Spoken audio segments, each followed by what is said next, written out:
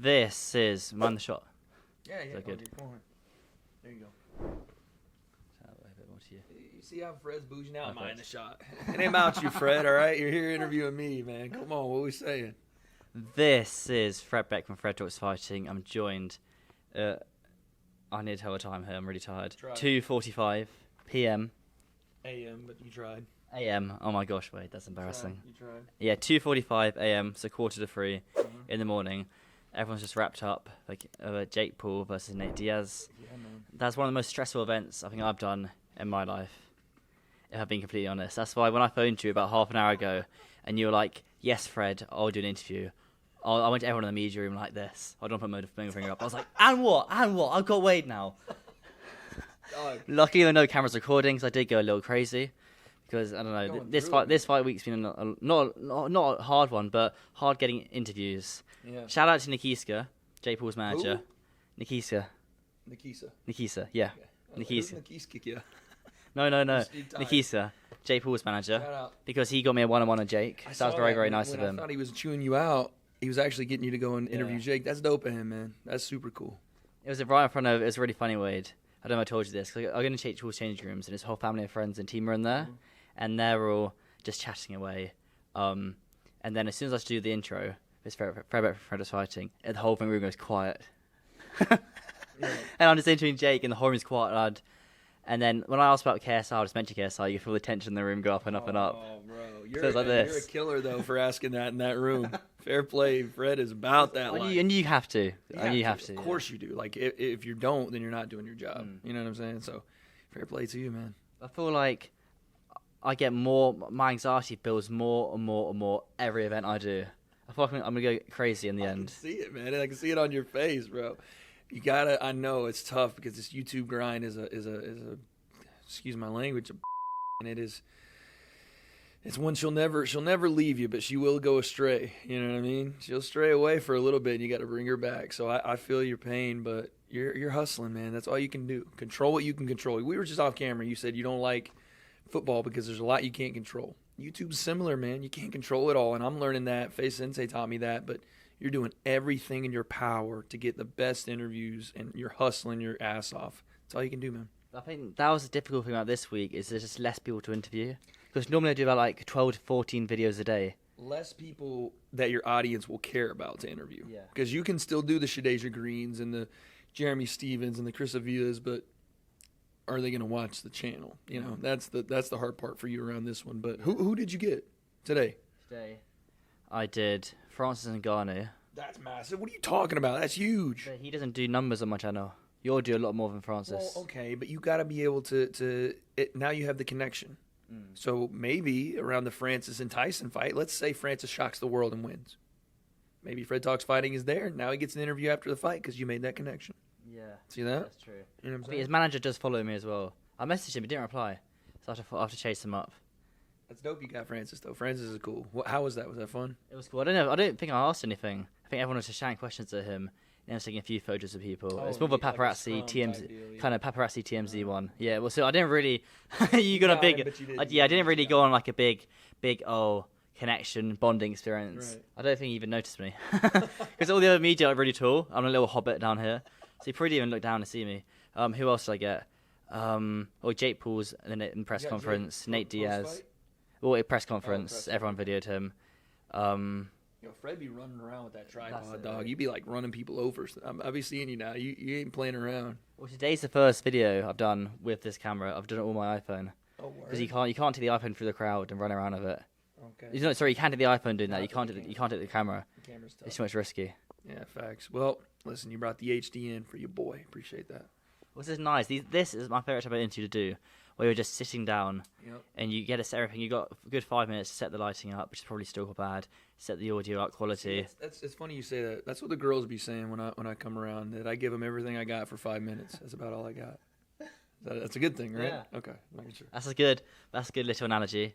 I saw a tweet from Arrow Hawani saying the Diaz brothers and the Paul brothers faced off in the ring when all the cameras went off. Did you see this? No, because I was turned around and we were doing what's called a stand-up spot to end the card off. So I was turned around facing the cameras as whatever was going on behind me happened. But I did see him come out of the ring. Logan walked past me. I was like, well, we'll see how this goes, because I hadn't really said anything to him, but he just walked right past.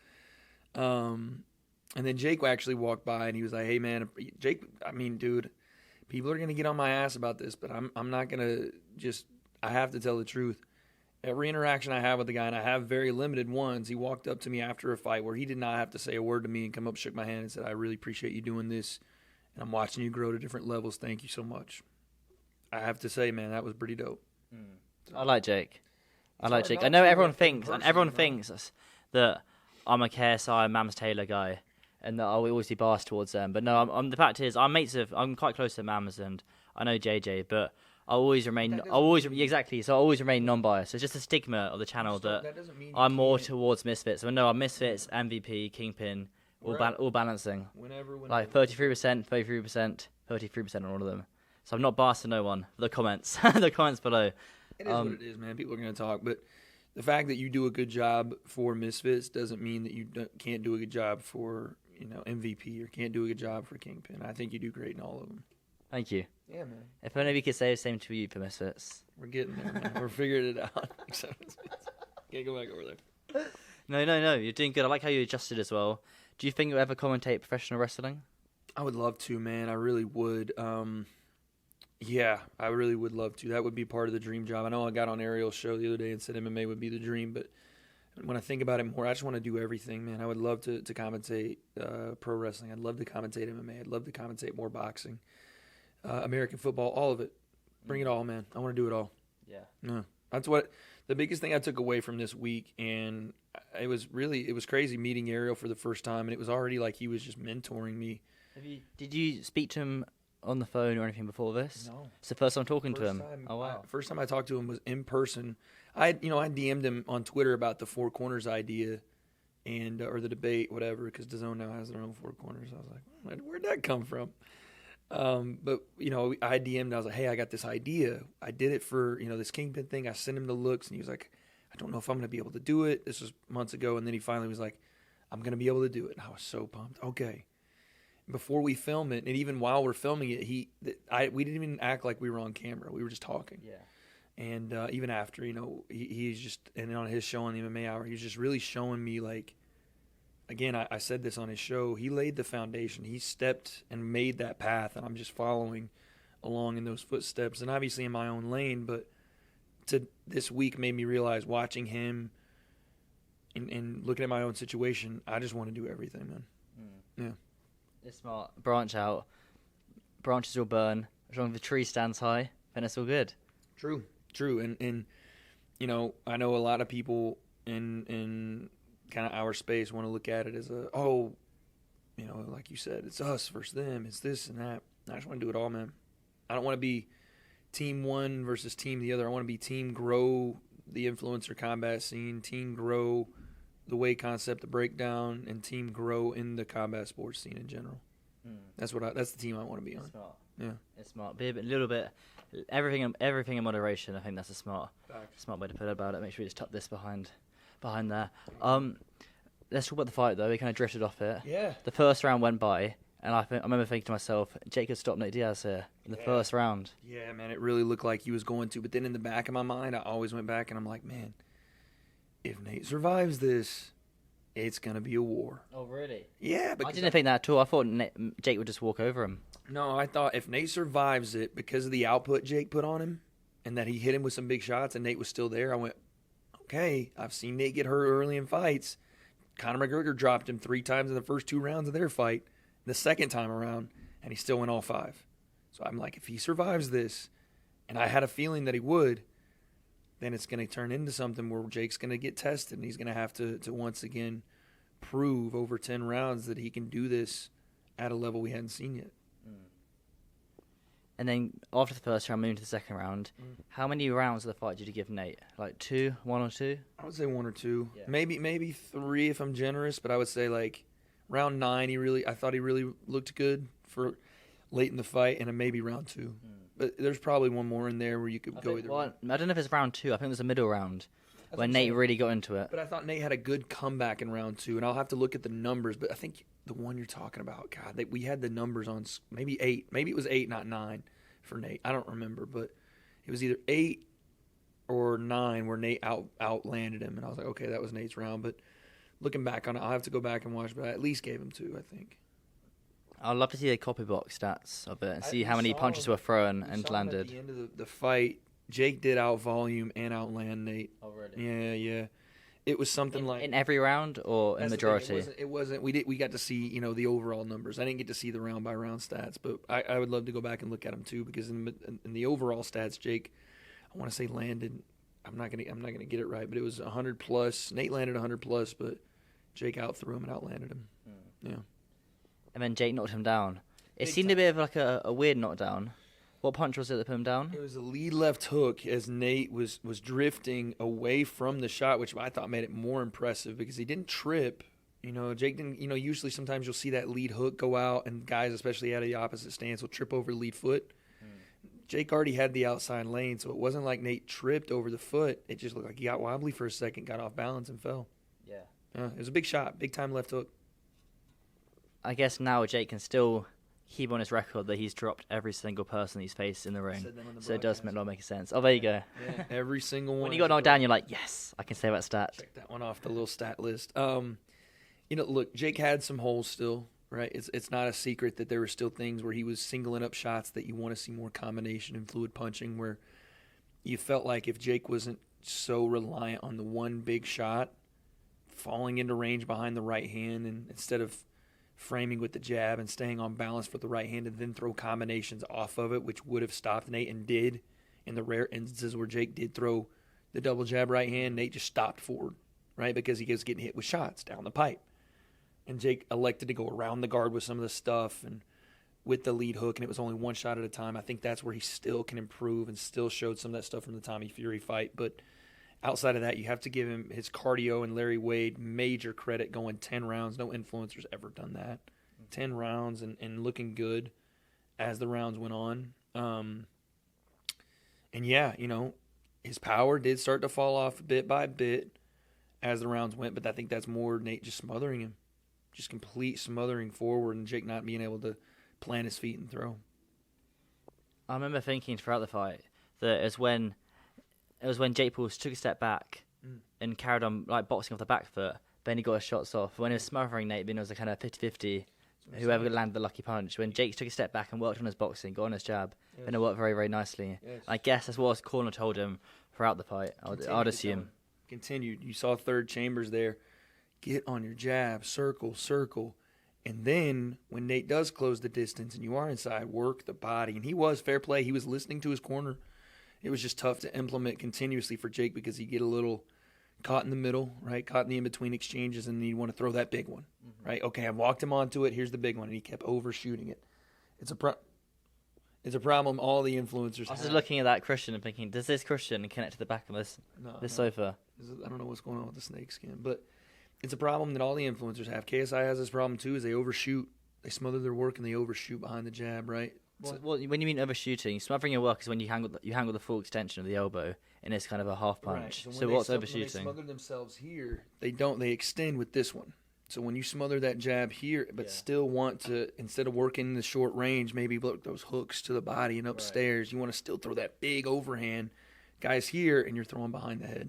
And it continues to happen with guys because when they smother with the jab or even just moving forward, moving back, or whatever it is, they still in their minds think, throw the full punch, right? Put the weight behind it. And that's not, if you're going to fight in those in-betweens, you have to shorten up the shots, and they're still struggling with that kind of stuff. Those are the nitty-gritty parts of boxing. Those are the more difficult parts of boxing, which people don't understand. Ashton Silva had a very impressive performance. Fantastic. I was very happy for him. He's an OG on the channel. I think I interviewed Ashton Silva before I interviewed you. That's awesome. Ages ago. I interviewed him a couple of times. So I was always like, this kid's the same age. I'm 19, he's 19. And I was like, wow, this kid's the same age as me. That's so cool. And I remember remember sitting on the media stand today, and he just won his fight. And they're like, Ashton Silva, 19 years old. And I was like, what am I doing in my life? Ashton Silva, for 18,000 people who just won a boxing fight under Jake Paul Promotions. And I'm sitting here, my blue laptop, and nothing's going on. I've done no interviews. I was thinking, oh my gosh. was a rock bottom sort of moment. I was like, oh my gosh. Not at all. Listen, you're at 19 years old, man. You're in a very, very great position. At 28 years old, I was sitting there going, "What am I doing with my life?" You know what I'm saying? I didn't even have that. So, of course, Ashton Silva's gonna make everybody else look like shit because he's killing it with life right now. He is. He's killing it, man. I want to get to that stage where you're like, wow, I'm doing well. I need to get to that. I know I'm doing okay-ish, but I think like when you're at Ashton Silva, it's life, man. Everybody moves in different verticals. If you compare yourself to other people just based on your age, I used to do it, man. Let me tell you firsthand, it's not the way. Because all you'll do is play the rat race and catch-up game where you're never going to satisfy yourself because you're always going to be looking at, well, he's there, and I want that, and I want that. Yeah. Be not content, but be proud of where you're at, man, because you've worked your ass off to get here. Ashton's in his lane, you're in yours.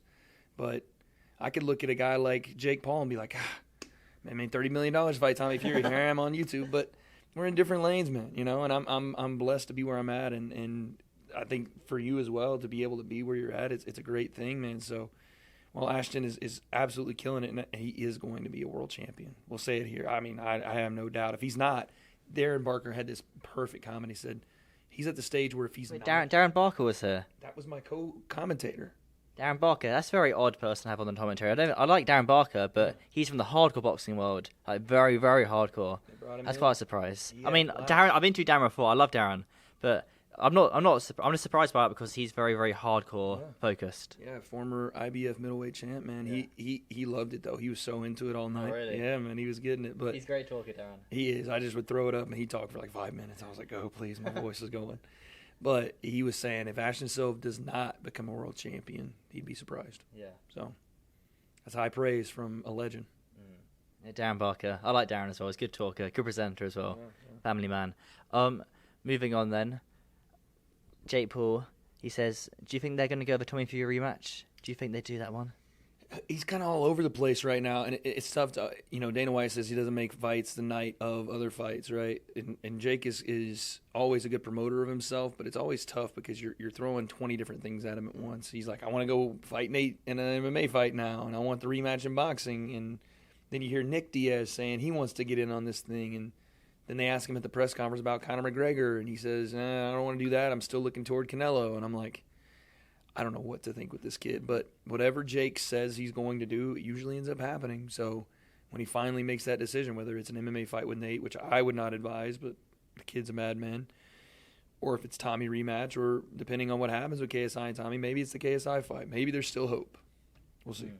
But Jake, I think for Jake though, he's got nothing to lose for the Jake Paul versus. I was thinking he said Jake Diaz. That shows how tired I am. No, for the Jake Paul and Diaz fight, I don't think he's got anything to lose in an MMA fight because that's going to be a ton of money. Of course. And he's not an MMA fighter, he's a boxer. Don't know if they can get it done. I don't know if Nate is keen on going to PFL. I would love to see it, but I think if you've been watching his interviews this week, he's missing the UFC. Really? Yeah, he's missing it. He barely ever fought.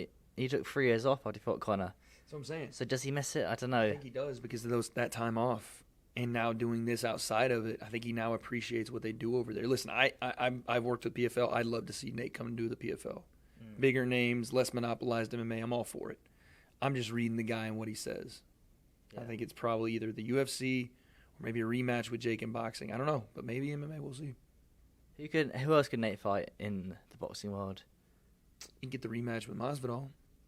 In boxing, that could be good actually. Yeah. That could be really good. Both of them are out there. Is Masvidal still? Is he still a little bit tied down? Because you get out the UFC contracts are so tight. You get out of it, but you're still in it. Yeah, exactly. He might still be under an NDA or a no compete or something like not an NDA, but a no compete.